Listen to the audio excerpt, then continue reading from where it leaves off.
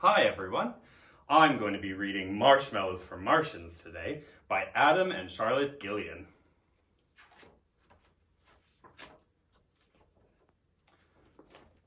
A boy called George had a marvelous idea. One night as he gazed at the stars, I'll go and find out what sweets Martians like best. So he planned his first mission to Mars. So George built a rocket and packed up his bag with a star map and plenty of treats. The bag full to bursting, he threw out his lunch so he'd have enough room for his sweets. He packed lollipops and toffees and chocolate drops. He took chews with a sharp lemon zest. There were gobstoppers, jelly beans, hambugs, and mints, and marshmallows, his absolute best. 5, 4, 3, 2, 1, blast off! As George blasted off and zoomed up into space, he looked at his map of the stars. He checked out the window and steered to the left, and he set his course straight towards Mars. Past satellites, comets, and drifting space junk, George steered without even a bump. Then he finally saw the red planet appear and landed on Mars with a thump. George opened the door in a cloud of red dust. He jumped out and looked all around. At first he saw no signs of alien life, but he could hear a very loud sound. George followed the noise to the top of a rock and peered down on an alien parade. Their outfits were shocking, but far worse than that were yodeling yowls that they made. "Excuse me," said George as he jumped from the rock. "Are you Martians?" he asked with a smile.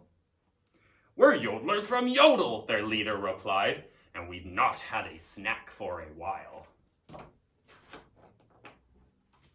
So George gave the yodelers some treats that he'd brought. They gave all the lollies a lick, then gobbled up the jelly beans up in a flash until they began to feel sick. "What have you done to our tummies?" they roared. "I'm terribly sorry," George said, "but maybe you won't be so greedy next time." Then he picked up his sweets and he fled. Good idea. George hid in a crater, but soon heard a bang, like the clashing of very loud drums. He peeped out and spotted an alien band, with cymbals attached to their bums. "Are you Martians?" called George, running up with a grin. "No, we're Bangbots from Wangabangatu. We've come to this planet to bang on our drums, but we might take a break and eat you." "You don't want to eat me," said George with a gulp. "These sweets are much tastier, you'll see." The Bangbots crammed gobstoppers into their mouths and chewed on the toffee with glee. But the Bangbots soon found out that their teeth were stuck tight, and they howled and roared with dismay. Then they started to bang on their cymbals in rage as George turned and scrambled away. His sweets almost gone, George slumped to the ground. "I give up. The Martians have gone. There are too many visitors making a noise." But just then George heard a sweet song. Who is it?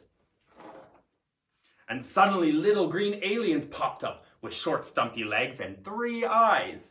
They stomped towards George looking grumpy and glum, and they moaned and they wailed with great sighs. "Are you Martians?"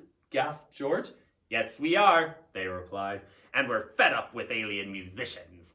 They come to our planet and make such a din, and they never ask for permission." "Can you help us?" the Martians begged George in despair as a rock band from Saturn drew near. But just as the sound of guitars filled the air, George had a brilliant idea. He picked up the bag with the last of his sweets and called to the Martians, "Come here." Then he took the marshmallows and carefully pushed one soft sweet into each Martian ear. "Hooray!" cried the Martians. "We can't hear a thing. You've made it so peaceful. Yippee!" Then George jumped in his rocket and waved them goodbye as he zoomed back to Earth for his tea. Hope you enjoyed.